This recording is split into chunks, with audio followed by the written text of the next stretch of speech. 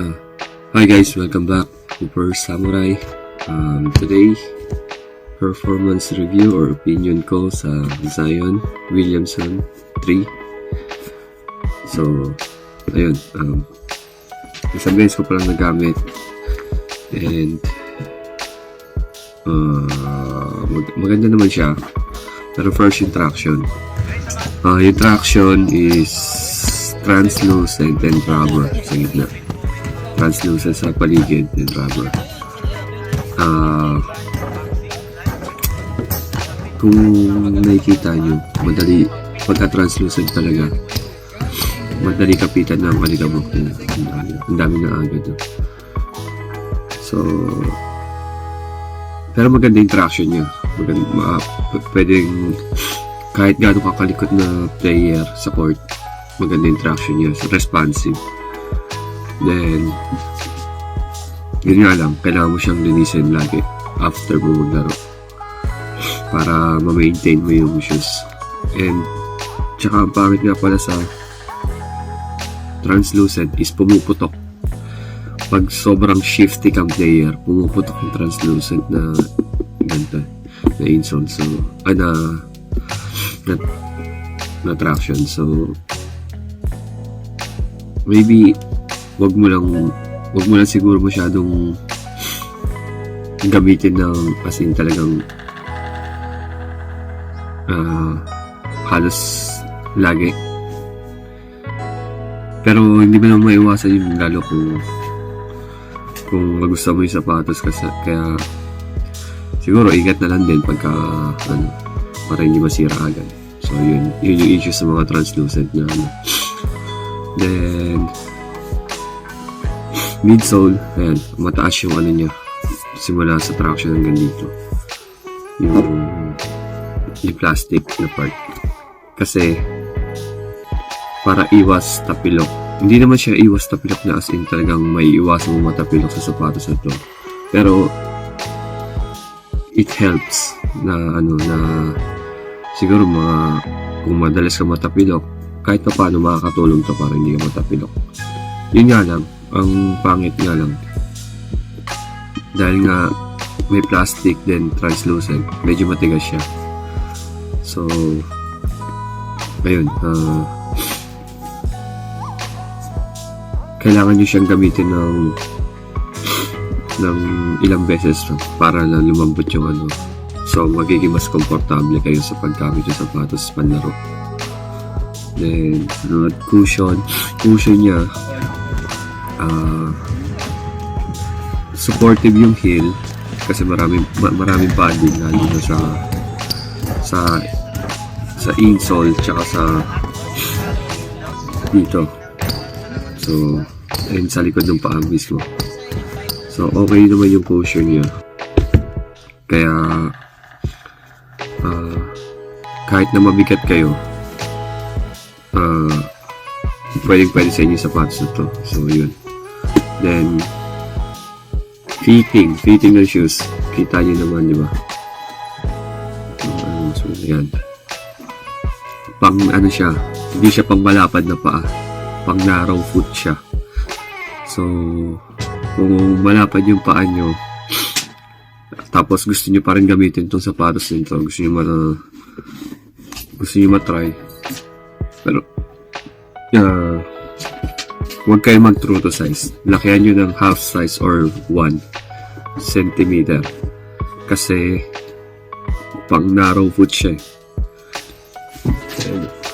Pagka palapad yung paa nyo, hindi pwede hindi naman hindi pwede naman, pero mararamdaman nyo na masyadong masikip sa paa. Kaya dapat lakihan nyo ng konti. Kasi ako, nag-true to size ako dito, pero nasisikipan ako. Kaya, nung ginagamit ko siya, medyo masakit para sa akin. Masakit sa paa ko. Kasi, ang sikip na. So, yung fitting niya, dapat, kung narrow foot kayo, pwede kayo mag-true to size. Pero kung wide fit yung paa nyo, lalo sa 4 foot, lakihan nyo ng konti. Tapos, bakit ganun? Kasi yung niya, yung insole niya, ayun, tingnan nyo. Goma, Tapos may plastic dito sa gitna. So, alam naman natin kung kilala niyo si Zion, medyo injury prone siya. So, gagaan din design yung sapatos para sa support ng paa niya. So, para makatulong na hindi siya ma-injury. So, nakikita niyo yung insole. Pag sinuot niyo na siya, parang minold sa paa niyo yung paa. Parang kasi hahapit siya sa paa niyo. Yan. Kaya tingnan niyo kung gano'ng kapal. Kaya pagka wide foot kayo, lalo dito, masisikipan talaga kayo. So, ayun nga. Kaya pagka panlaro nyo, lakihan nyo ng half size or 1 cm yung size ng sapatos. Pag wide foot. So, ayun.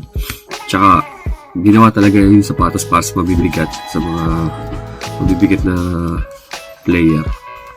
Kasi tignan nyo, sa sobrang kapal niya, pag tumalon kayo, tapos pagbagsak, para masalo talaga yung impact noon. So, makakatulong talaga siya na hindi kayo matapilok or makaiwas sa injury. Pero hindi ko naman sinasabi na totaling hindi kayo matatapilok. So, may pagkakataon pa rin na matatapilok kayo lalo pag nakatapa kayo ng paa. So, yun, lace, medyo nahirapan ako sa lace. Maganda yung lace niya. Nahirapan lang ako kasi kailangan kong luwagan yung pag-lace ko kasi nga ang sikip sa paa ko. So, pero hindi naman nakatulong yung pagluwag ng mas lalo lang ako nahirapan kasi lagi ako nagsisintas nung ginamit ko siya. Kaya ayun yung mga naging problema ko. Pero baka bigyan ko pa ng isang pagkakataon. Itatry ko pa ulit. Tapos yung tang niya makapal yung padding, tsaka yung dito sa loob ng paa, sa ankle. Kaya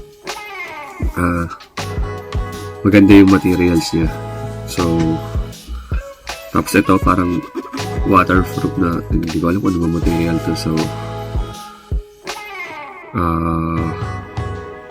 hindi naman siya mainit sa paa kasi may part na manipis eh. So, may pumapasok pa rin hangin, tsaka nakakasigaw pa rin siya.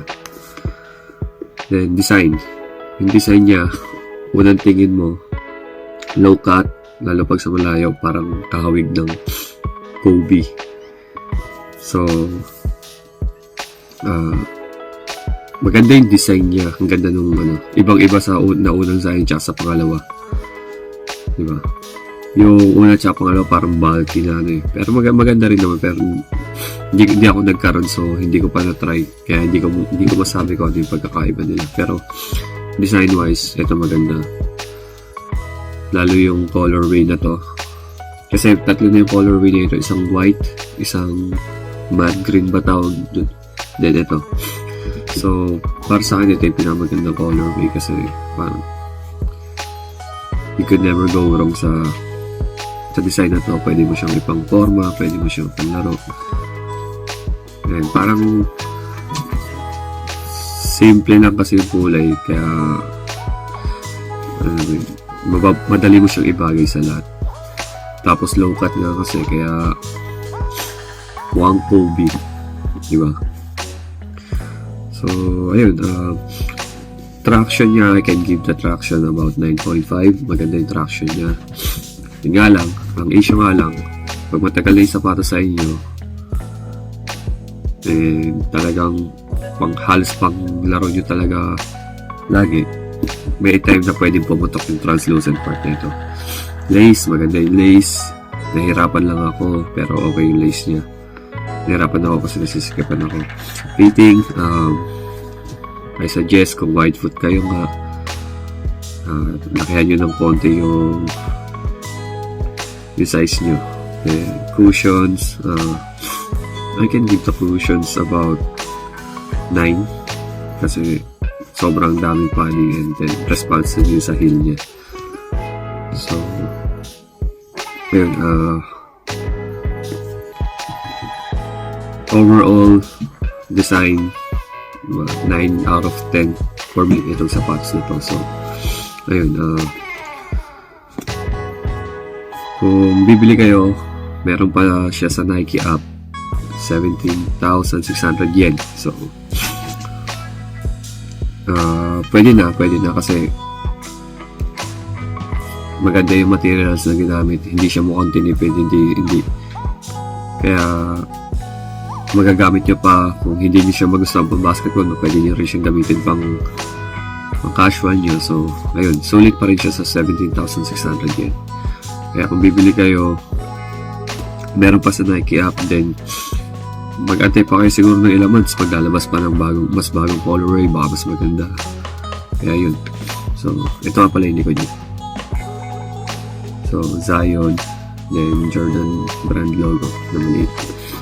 So ayun, see you next na performance review. Sana maglabas ng yung Devin Booker 1, pero pagkatingin ko parang 500 na shoes lang ilalabas yung kulay orange niya. So parang malabo na ako makabili din.